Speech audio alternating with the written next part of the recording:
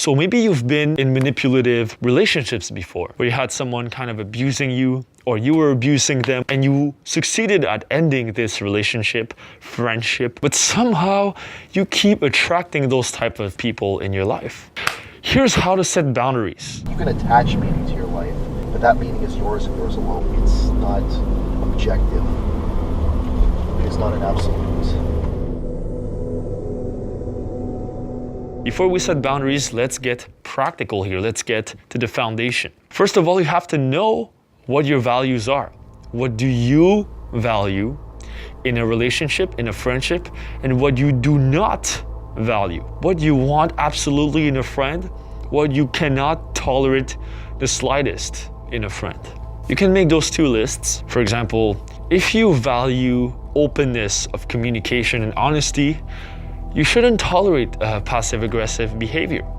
You should keep it out of sight, keep it far away, so then you make sure there's none of that. For example, if you value privacy, you should not tolerate it when they just walk into your room randomly and like do whatever stupid shit, right? So I've made videos on how to counter manipulate, and I'm sure you've seen some of them, how to lie and all this Machiavellian shit. But most of the time, 99% of the time, deception is not the answer. The answer is just to end it. Sometimes it's just better to cut them away of your life, like make sure they don't step in ever again. But before you do that, you can start with putting boundaries. And if they violate them, then they can go. But you can start with putting a boundary first. So here's how to do it. Step number 1, confront them. I've made videos about it, right? Tell them right away what's wrong. Stay true to the fact. A bonus to that for the boundary condition is put a little restriction, all right? Because the definition of boundary is to bound, right? Hey, I did not like the way you were passive-aggressive to me, and if this happens again, then I don't know, I don't really see myself hanging out with you in the future. Something like that. Hey, I did not like when you did this to me, and if this continues, I don't think it's a good idea that we continue having those weekly meetings of whatever thing. And it just kind of helps to show that your boundary is something serious. It's not something to be messed around with. The more you value yourself, the more you value your own boundaries, the more others will respect them. Number 2, let them react. Let them say whatever they have to say. There's 2 things they can do. So one thing is that they'll over-apologize, tell you, oh, I'm so sorry about this, I did not mean to do it. Sometimes they really mean it, right? They don't want this to happen again.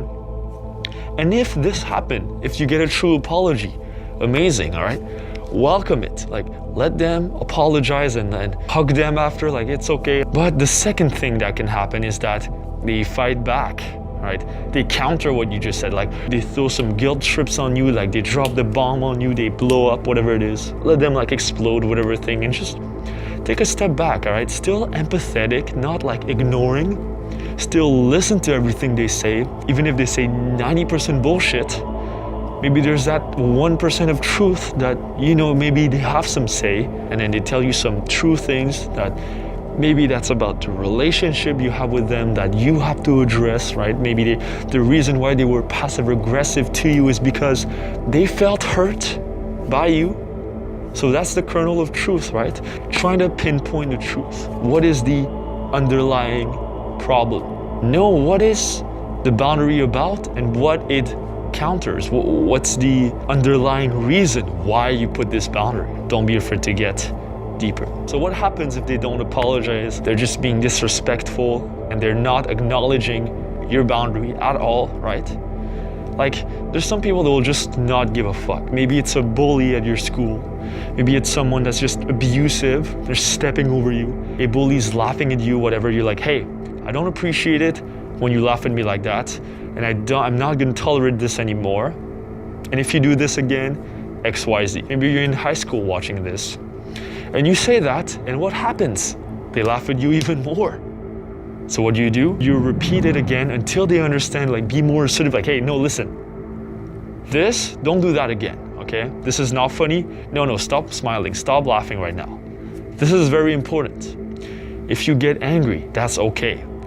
as long as you don't attack them, as long as you don't call them, well, you're a fucker, right? You're just reacting here. Channel this anger onto setting that boundary, not into attacking them, okay? Careful there, right? Be very strong and firm in those boundaries. So a very tricky thing right here that you have to consider is that no apology will change factual evidence of the past.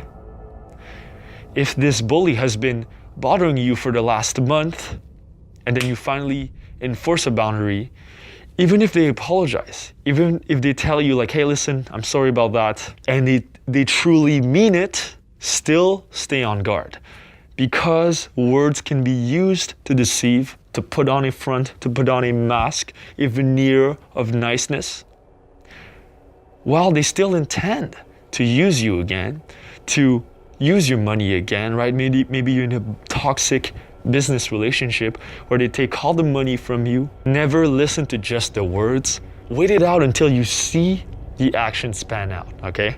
So then you enforce the boundary, and through time you will see how this boundary makes or breaks the relationship. Because sometimes enforcing a boundary will end the relationship because they won't like your boundary. Sometimes it'll just reinforce the relationship, make it better. But you have to see it over time. Don't just take what they say as what they mean. Now you know how to set boundaries. What are the positives of setting boundaries? You attract better relationships in your life, better friendships, better, business opportunities, I don't know. You increase your self-respect, you increase your self-esteem, right? You increase all of that. And the stronger boundaries you have with others, and what you tolerate and what you don't tolerate, it just makes your values much stronger. Because how strong are one's values if one cannot even protect those values? They're only as strong as how much you can protect them. So in the long term, it's good to know how to set boundaries. Equally important is to know how to see the red flags of manipulative people as soon as they arise. For example, if they have a tendency to say this backhanded thing all the time, or to pretend to be nice, or to whatever thing, like pick up that thing before you get into a friendship with them. Before you set boundaries, you should be able to scan and see this person is more likely to live in integrity with me. This person is less likely. But I think through experience, you will know which type of person to surround yourself with. And I'll do another video on that. So thank you for watching. I hope you like this. Leave me your comments and suggestions below because I read all of them. Those videos I make every Monday, Wednesday, Friday. So make sure you subscribe, click on the bell so you receive all my videos. See you next time.